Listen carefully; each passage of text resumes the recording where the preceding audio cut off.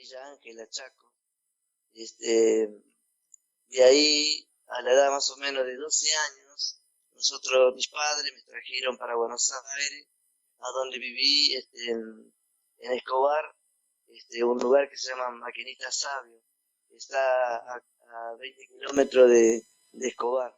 Llegar a los 18 años que me tocó el servicio militar, o sea, que llamaron por mi número de documento, me citaron ahí a San Martín, provincia de Buenos Aires, donde me incorporaron ahí. Me incorporaron en febrero del 82. Banfieri, que era el presidente de la nación en aquel momento, militar, y bueno, era yo por bien de que se arme el conflicto con Inglaterra, en vez de irlo por la vía diplomática, se fue por las armas. Y bueno, como yo estaba haciendo el servicio militar, estaba en el hospital ya cuando ya llegué en el mes de marzo, ya para el lugar donde yo tenía que prestar servicio durante un año, vino la orden. En ese momento se empezó el conflicto el 2 de abril de 1982. Entonces viajó el director de nuestro hospital, viajó a Malvinas y vino con orden ya que nosotros teníamos que ir a Malvinas. Después de eso, una vez instalado en 48 horas en el hospital, tuvimos 30 días esperando a los ingleses, y el 1 de mayo fue el primer ataque inglés, donde ahí empezó el conflicto con Inglaterra. Y nosotros tomamos conciencia cuando llegamos a la isla. En el momento no tomábamos conciencia porque no sabíamos nada. Juan, ¿cómo los recibieron al regreso? Sí, la gente nos recibió muy bien, muy atento, teníamos mucha hambre porque habíamos pasado momentos 74 días, que por lo menos nosotros teníamos un poquito de alimento porque teníamos que atender a los heridos y teníamos que darle de comer a ellos, pero no mucho. Era muy escaso la llegada de los alimentos a los compañeros que estaban en primera línea, segunda línea, combatiendo contra el invasor inglés, porque había de 8 a 10 kilómetros para poder llegar la comida para abastecer desde Puerto Argentino a distintos lugares de la isla. Entonces no nos dejaron hablar nada. Estábamos prohibidos automáticamente de hablar algo. Y el que hablaba algo podía ser preso o nos podían matar. Estuvimos 10 años, aunque había llegado la democracia a través de nosotros, nos fue en el 83, pero todavía seguimos resguardados durante 10 años. Después de los 10 años recién vinieron los beneficios para nosotros, donde nosotros podíamos hablar, pero durante 10 años no pudimos hablar nada, aunque ya era un país democrático ya por el tiempo de la democracia, pero igual seguía todavía con pensamiento e ideología militar. 2017, por medio del gobierno de acá de Zárate, por medio del señor Cámparo, nos dieron las posibilidades para que entre medio de la comunidad de Zárate también, que ayudó todo para que nosotros podamos volver a Malvinas, donde volvimos 5 compañeros primero y después fuimos 5 compañeros más. Siempre tenía en mi corazón, si tuviera la oportunidad un día, volver a la isla. Yo quería volver. En el tiempo de paro quería volver. Fui en el tiempo de guerra que quería tener esa alegría de volver, poder honrar a mis compañeros que dieron su vida por nuestra bandera.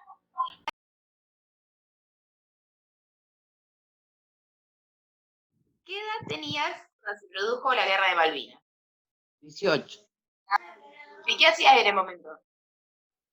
Era enfermera naval en el Hospital Naval Buenos Aires. ¿Y cómo sentís que era la situación en ese momento? En realidad es como que vivíamos dos mundos. Yo había crecido creo que demasiado rápido porque ingresé a la Armada cuando tenía 17 años. Claro. Cumplí 18 estando adentro y lo que nosotros veíamos por ahí no era lo que veía el resto de la gente. Claro, era una realidad distinta. Eran como dos realidades.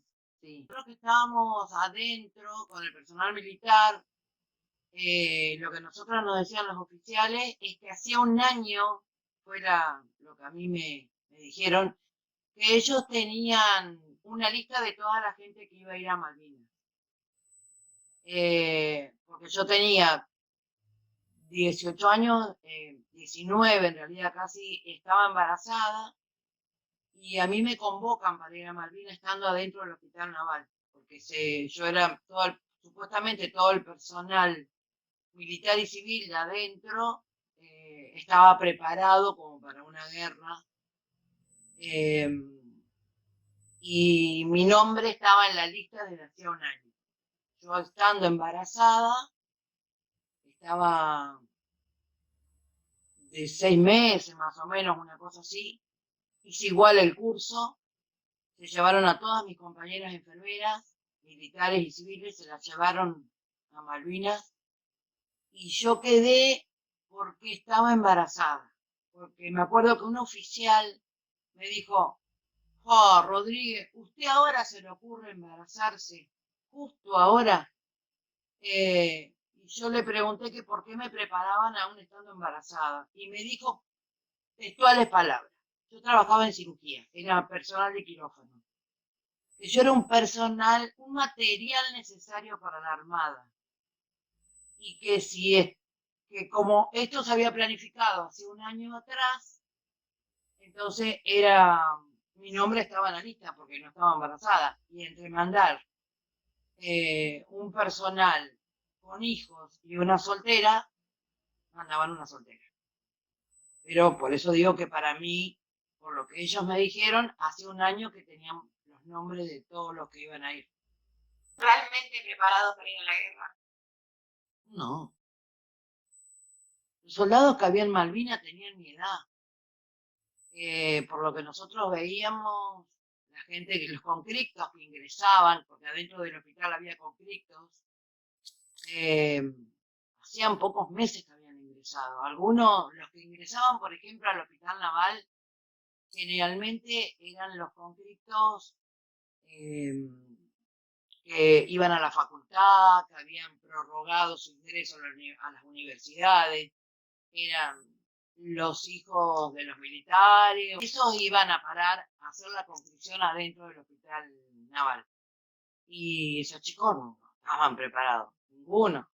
Así tuviesen un año de instrucción, eran unos nenes, eran chicos muy jóvenes, no estaban preparados ni militarmente ni psicológicamente, porque creo que es muy difícil prepararse para una guerra, es muy difícil.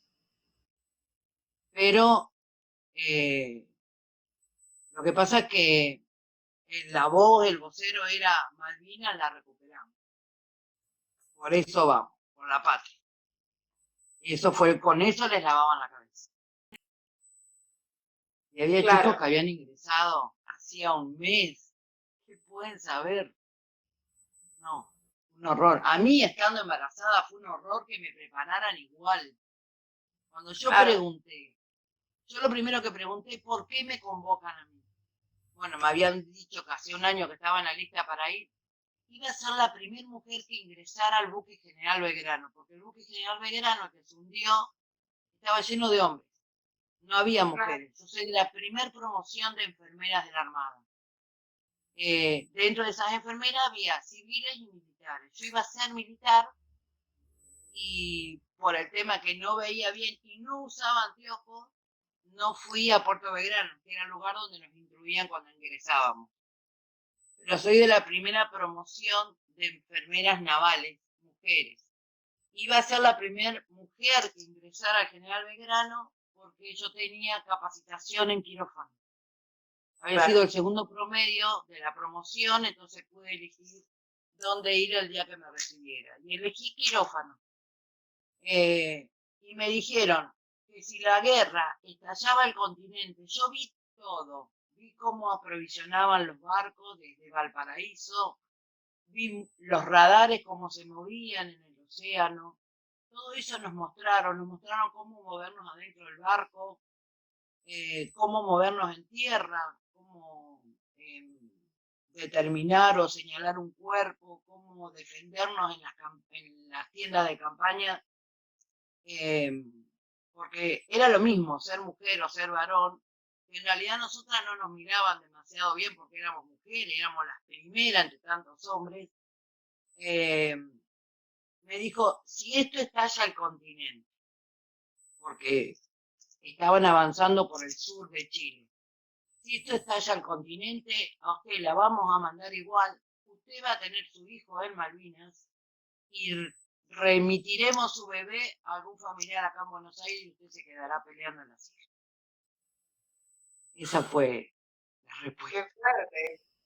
¿Y cómo fue ese proceso de estar embarazada y que te preparen para ir a una guerra?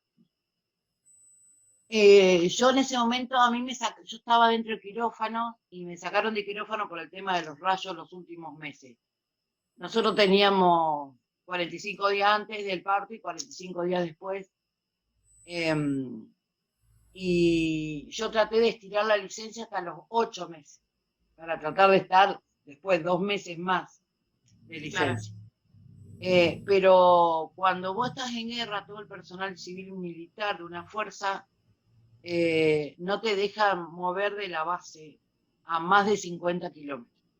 O sea, en ese momento yo, para venir a Zárate, porque yo en realidad vivía allá con mi pareja, pero venía los fines de semana a ver a mi mamá acá y a mis hermanos, y era la única que tenía permiso para moverse por estar embarazada.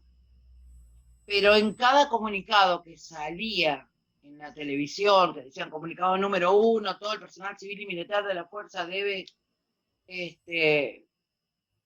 apersonarse a sus bases y demás. Yo vivía en Barrio Pitrau con mi mamá y mi novio, que era en ese momento el papá de mi hijo, y él estaba en la fuerza, estaba en prefectura, él sí era militar, y yo corría de ahí, de Barrio Pitrau, a Barrio Obrero, a un teléfono para avisar de que estaba acá en Zárate. Pero en cada comunicado corría de un barrio al otro, embarazada, y avisaba. Entonces me decían que cualquier cosa me iban a avisar o a la base naval que estaba acá o a prefectura para que yo fuera hasta el hospital. Así me la pasé casi todo el embarazo. ¡Qué locura! Una corrida, vivía corriendo. Los fines de semana era correr. A veces directamente ya me quedaba allá porque estaba más cerca del hospital, pero Agotada. muy. Aparte con el miedo que se lo llevaran a él, a mi pareja, porque como él estaba en prefectura y él era timonel de los guardacostas, los guardacostas fueron a Malvinas en prefectura, y a él lo salvó de no ir, porque nosotros nos casamos en mayo. Mi bebé nació en junio. Y como nos habíamos casado en mayo y él ya tenía preparativo para que nos casáramos, no se lo llevaron por eso. Uno de los marineros que murió en Malvinas cuando desde su ametralladora del guardacosta ametralló a un Sea Harrier, fue el compañero que fue en lugar de la Malvinas. Wow. Porque él no fue, porque yo estaba embarazada y dijo que, bueno, que estaba recién casado y demás, por eso no fue, pero fue otro muchacho en lugar de él. El muchacho que muere sobre la ametralladora era un compañero de él. El que lo reemplazó a él, en realidad. Y él tenía la misma edad que yo, 19. Él entró cuando tenía la escuela de prefectura acá, tenía 17 cuando entró y egresó cuando tenía 19 como cabo segundo. Y yo ingresé para ser cabo principal en la Armada, y como no veía, me dejaron, nos becaron en realidad, hicieron un arreglo con la escuela de enfermería doctora Cecilia Grierson, hicieron un arreglo, entonces las que éramos del Naval, nos llamaban, estudiábamos con las municipales de esa escuela de enfermería. Sí. Pero nosotros teníamos una instructora diferente, por ejemplo, y hacíamos las prácticas en lugares diferentes. Entonces nos ofrecieron una beca durante un año, nos pagaron como si fuéramos enfermeras, lo único que nos pagaban sin título, y le teníamos que devolver 3 años a la Armada de contrato por esa beca que ellos nos dieron. Fue un arreglo que hicieron, pero nosotros pertenecíamos a la Armada como cualquier militar. Cuando yo me recibí, era técnica tercera de enfermería especializada en quirófano. Nos casamos en mayo, el nene nació en junio, el nene nació el 16 de junio, la guerra se terminó el 14 de junio. Yo siempre digo, y todos los años le recuerdo que él me salvó la vida. Por ejemplo, no sé nadar y si hubiese ido al General Belgrano, tal vez no hubiese sobrevivido. Claro. Porque tuve compañeros médicos entre 4 y 7 días en las balsas, a la deriva. Teníamos la esposa de uno de los médicos militares que iba todos los días al hospital porque el marido no lo habían encontrado entre los muertos. Todos los días salían desde el hospital naval, que teníamos un aeropuerto, salía todo el material para aprovisionar los barcos, los buques. El material lo preparábamos nosotros, a mí por eso decía que a mí me sacaron de adentro el quirófano y me tenían afuera. Yo preparaba material en esterilización y demás para enviar a los buques y a las islas. Venía el helicóptero a buscarla arriba del hospital. Pero quien la pasó, creo que peor fue él, porque él vivió como militar y vio muchas cosas que una vuelta después de muchos años se le escapó y me dijo, no debería habértelo contado. Porque había cosas que nosotros no sabíamos. Sí nos protegían, nosotros sabíamos que estábamos protegidos. Yo era una nena que venía de Capital a Zárate en los colectivos y yo sacaba la credencial y a mí nadie me tocaba, nadie me molestaba, ni a mi familia. Y tampoco en esa época se sabía demasiado qué eran lo que hacían. Se los veía en las calles. Yo me acuerdo cuando eran más chicas, que empezó todo el proceso, me acuerdo que tenía 12 años y iba al almacén, venía y demás con el documento, si no, no podía pasar de la esquina. Pero en realidad no se sabía demasiado. Cuando fue lo de Malvinas, parece que, no sé, que la gente era como que los idolatraba por esto de recuperar las islas. Sí. Pero era como que algunos nos habían metido adentro una burbuja. Si bien no te tocaban tu familia, yo, por ejemplo, sabía que a mi vecina la habían llevado el hermano, y era lo que yo me acordaba, que lloraba todo el tiempo con mi mamá por arriba de la muralla que nos dividía la casa, y le decía, yo el otro día le hablaba a mi hermana y le digo, ¿te acordás cuando desapareció el hermano de Betty? Digo, ¿te acordás cómo lloraba? Sí, y ella era más chica que yo y se acordaba. Bueno, cuando pasó lo de Malvinas, todo eso es como que se olvidó. En realidad los soldados, cuando volvieron sin gloria, porque nada se supo hasta muchos años después, porque cuando volvieron, incluso volvían de noche, los traían en los cargueros, pero ocultos, como con vergüenza, y no era así. Por eso creo que pasó todo lo que pasó después, que muchos se suicidaron y no se pudieron sostener, porque en realidad en ese momento que estaba la guerra, por ejemplo, se pedía mucho oro, ¿no? Entonces todo el mundo llevaba lo poco que tenía. Mi mamá dice, le voy a tejer bufanda, porque había que tejerle cosas para enviarle. Yo me acuerdo que en un momento le dije a mi marido, le digo, mandamos las alianzas. Era lo único que tenía. Vamos a venderle las alianzas. Y él me dijo, no sé por qué, pero no, me dijo. No, déjate las alianzas. Y todo el mundo tejía, se le llevaba cosas y nada le llegó. Cartas. Cartas que se encontraron adentro de alfajores años después. Eh, lo de ellos fue terrible. Como dos mundos, pero el verdadero mundo se descubrió después, no enseguida. Enseguida no se supo nada. Enseguida no se supo lo de los soldados, enseguida no se supo cómo estaban en las islas. Las condiciones, claro. Lo único que yo alcancé a ver, estando todavía trabajando, fue cuando me mostraron el video que los médicos nuestros habían hecho un reconocimiento de terreno cuando desembarcaron y los tenían a todos muertos en la playa. Ese video sí lo vi. Los médicos fueron en helicóptero para ver si habían quedado víctimas, sobrevivientes en realidad. Y nos mostraban cómo estaban los cuerpos tirados en la playa. ¿Y qué sentiste? Que era una guerra. En ese momento que era una guerra y que podía darse. Lo que pasa es que nosotros en realidad demasiada información de las edades, de los chicos que iban, si estaban preparados, nosotros creíamos, los que estábamos adentro, que había ido todo el personal militar preparado, o sea, los que estaban en las escuelas, porque por ejemplo los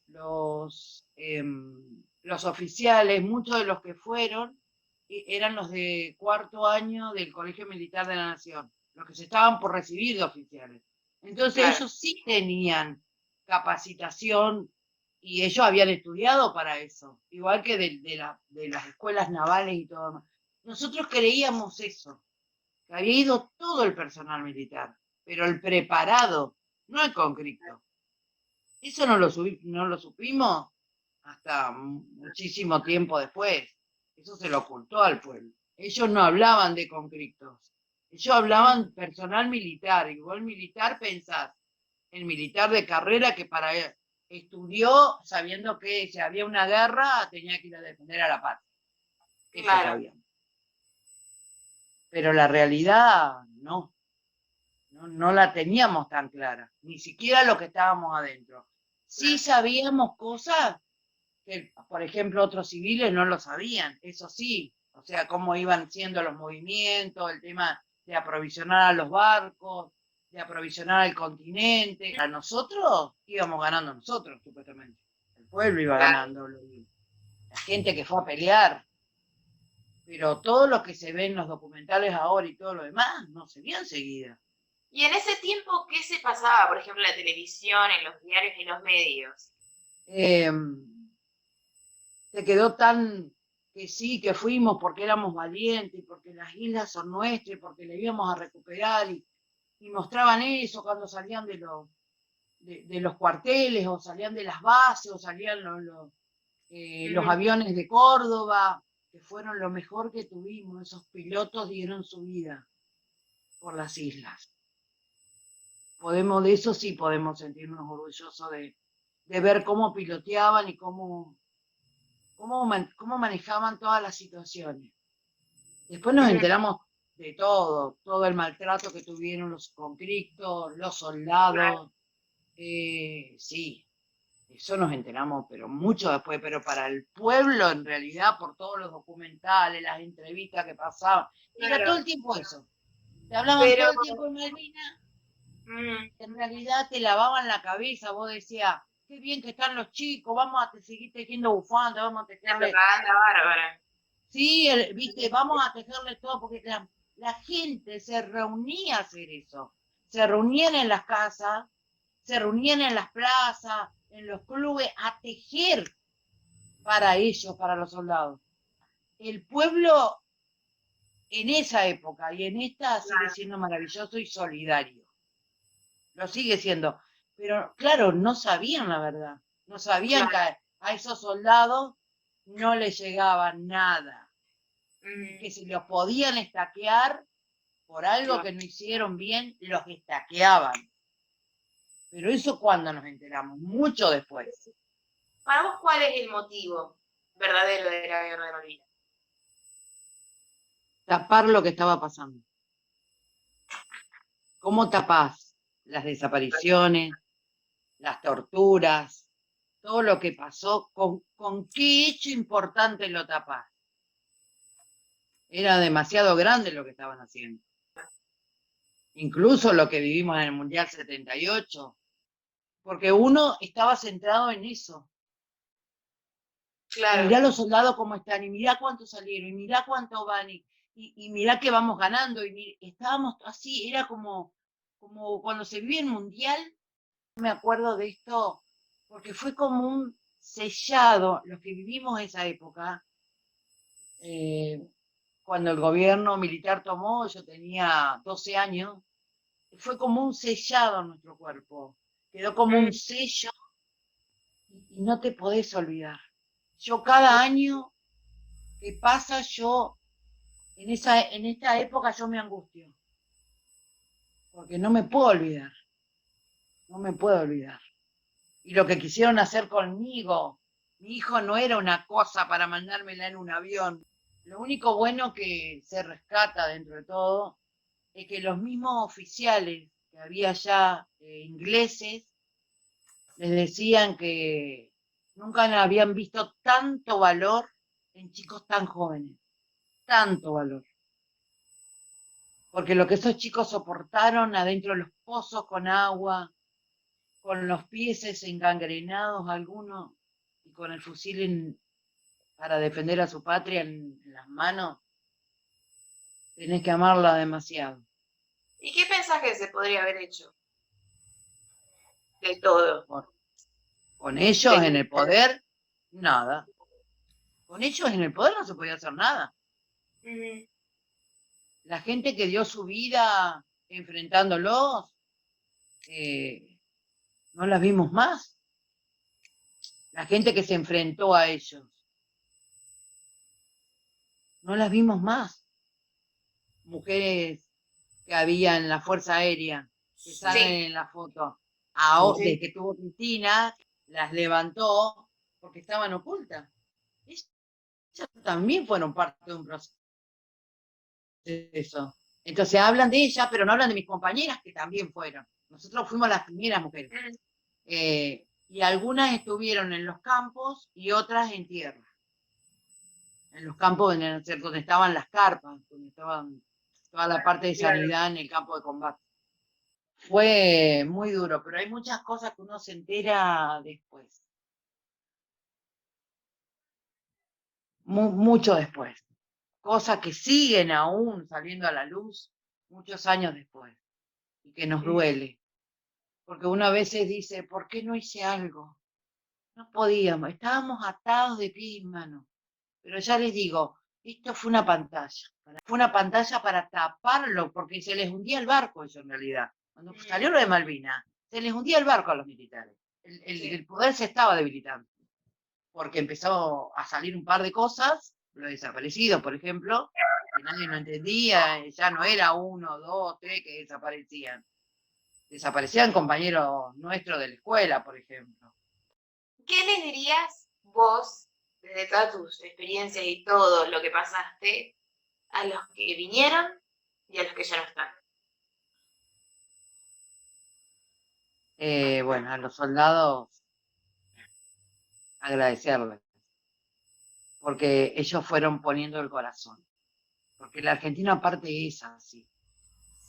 El argentino pone el corazón cuando tiene que hacer solidaridad y demás. Y a los que están, contarles la verdad. Hay muchas verdades que aún están ocultas. Hijo, el que me salvó la vida. Cada año, le escribo un mensaje a la mañana y le digo, gracias, hijo. Gracias a vos estoy viva.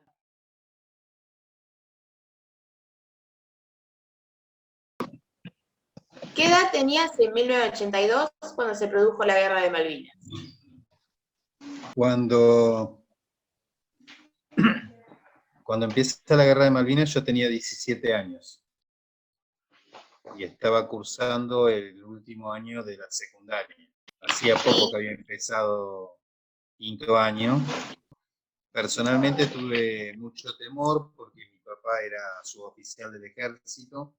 Era difícil que lo convocaran para ir a la guerra porque Él se dedicaba más a la parte de mantenimiento, calderas, y me acuerdo de esa época porque sí, teníamos miedo de que además de la guerra en el sur, hubiera otro tipo de escenarios de guerra y Claro. el tema de que dice Charlie en las canciones de La bombardea en Buenos Aires, digamos, si había podido pasar eso tan inesperado y inimaginado, también podía pasar Cualquier algo cosa, claro. más.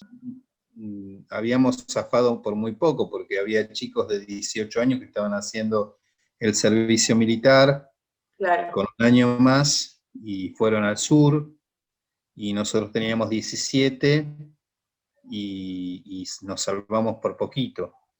Y bueno, lo que les contaba es que con algunos compañeros de la escuela donde yo estudiaba, nos anotamos en la Cruz Roja Argentina para hacer un curso de primeros auxilios. ¿Cuál es la imagen que te quedó de Malvinas? La que más te impactó a vos, personalmente. De la guerra en sí misma, lo que más me acuerdo es la imagen de la rendición. El momento en que se produce la rendición. Los que vivíamos acá en el Gran Buenos Aires, yo vivía en San Miguel, iba al Colegio Nacional de San Miguel, que era un colegio de nación en ese momento, no es como ahora que son todos de provincia, y piensen que la mayoría de los chicos, yo era un afortunado, porque en esa época no todos iban a la secundaria. El momento ese histórico en que el gobierno que había empezado esta guerra también ejercía una censura muy fuerte sobre los medios de comunicación, y había mucha manipulación con respecto a la información de lo que estaba pasando en Malvinas. Y había también un grupo importante de medios de comunicación que no solamente retaseaban información, sino que desinformaban. Bueno, esto sigue pasando actualmente, ¿no? Los medios manipulan información, ocultan información.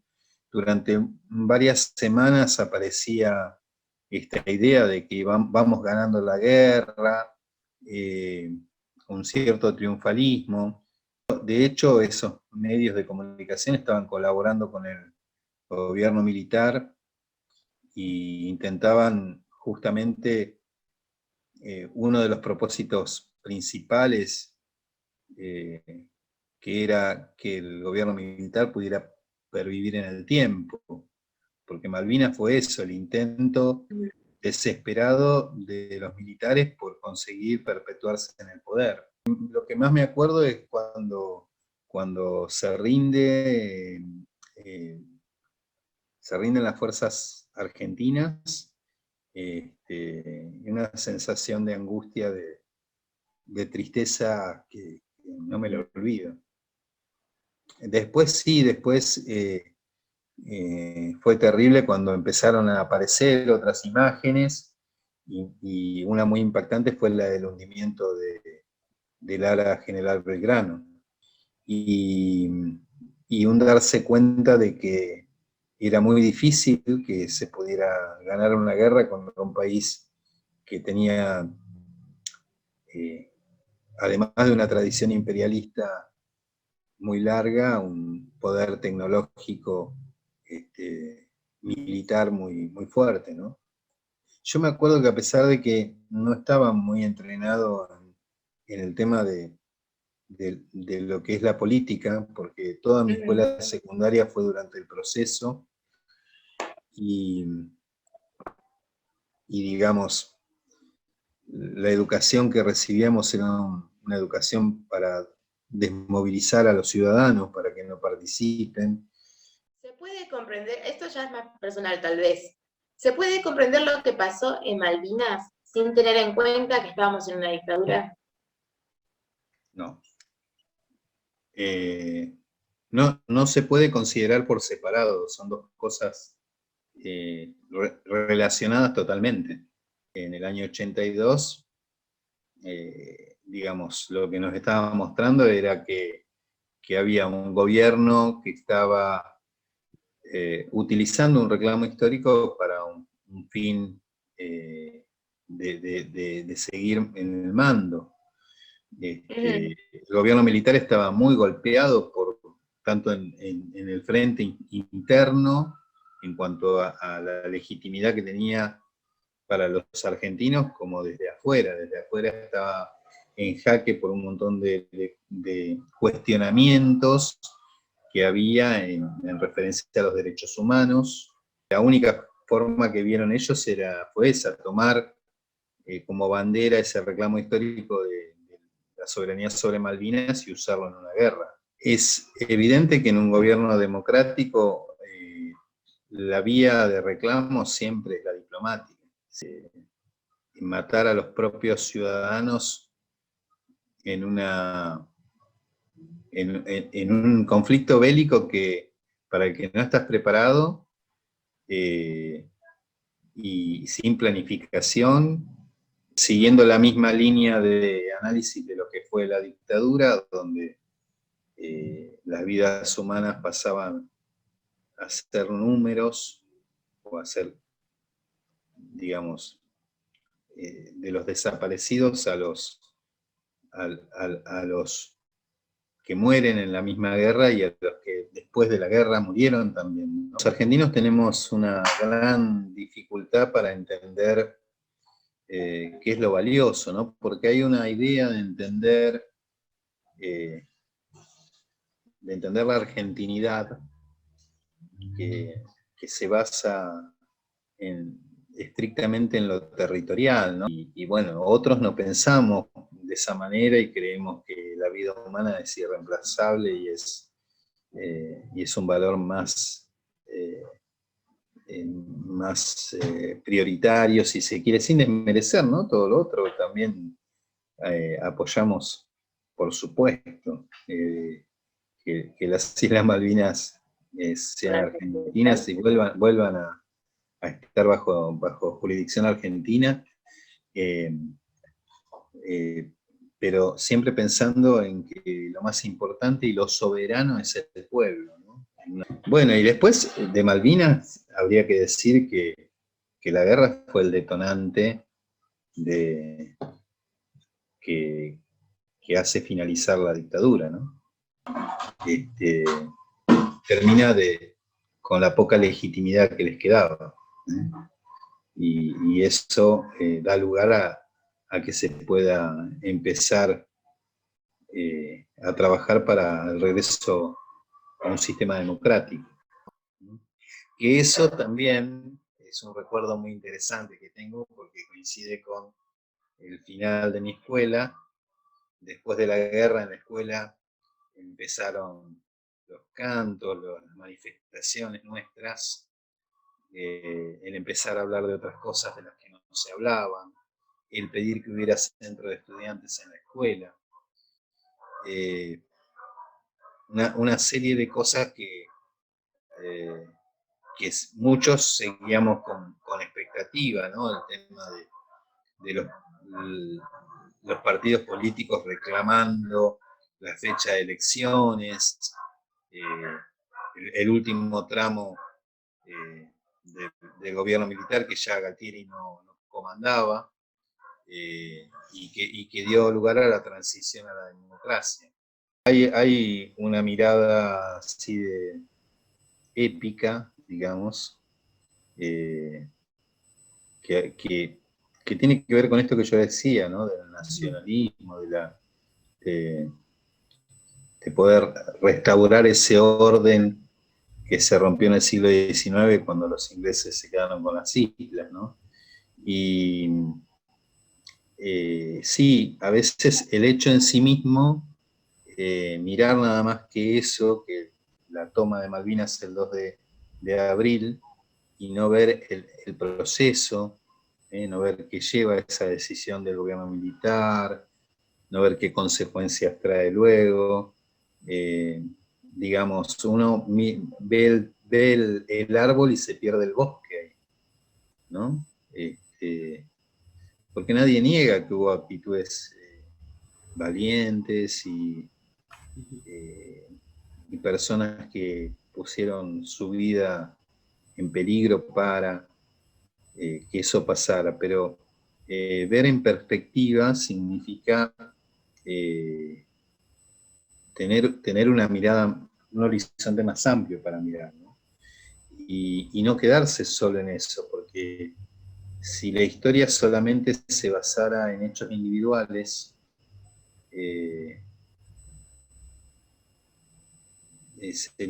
sería solo la biografía de alguna persona. La individual es la biografía de una persona. Y la verdad es que la historia se construye entre muchos y se construye con acuerdos y con decisiones muy compartidas, donde también se tienen en cuenta muchas otras cosas. Ese año fui sorteado para el servicio militar obligatorio después de la guerra y yo había pedido un permiso porque quería estudiar para ser maestro, una prórroga se llama, con lo cual mi sorteo quedó invalidado. Si me hubieran sorteado ahí, me hubiera salvado porque del número 400 para abajo, creo que era número bajo y no tenían que hacer el servicio militar. Pero otros compañeros tuvieron que hacer el servicio militar y uno de ellos fue Daniel Palacios, que tal vez lo conozcan. Él hizo el servicio militar en Campo de Mayo y un instructor, un suboficial,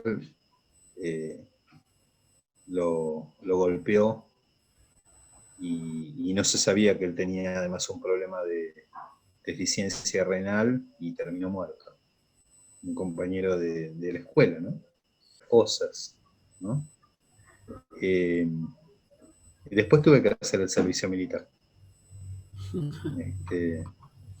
Y también fue algo interesante. 2 años después lo hice, ya me había recibido de maestro y fue una época muy, muy linda. Me tocó Infantería de Marina, conocí ahí, que eso tenía de bueno el servicio militar, que me gustó. Conocí a chicos de otros lugares del país y algunos que nunca habían visto un espejo ni un inodoro en su vida. Y me pusieron, en la instrucción me pusieron a enseñarles a leer y escribir a tres chicos de Formosa. Me llamó la atención observar a los otros y ver cómo vivían y qué me pueden enseñar a mí.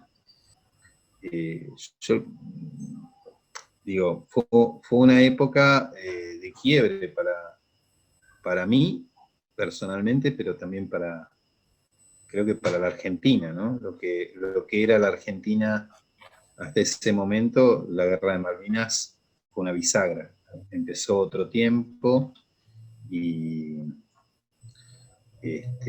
bueno, y que es el que sigue ahora y que tal vez ahora tenemos otros desafíos, otras cuestiones, ¿no? Quizás hasta más difíciles, en cierto sentido, porque son más confusas, ¿no? Otras batallas, digamos, otras batallas que se libran en la supuesta paz de la sociedad. Que bueno, según algunos, la sociedad está siempre en guerra, ¿no? Pero la verdad, visto en perspectiva histórica, esa guerra para nosotros como país fue un desastre en sí misma, ¿no? Después la consecuencia buena fue que los militares se tuvieron que ir del gobierno.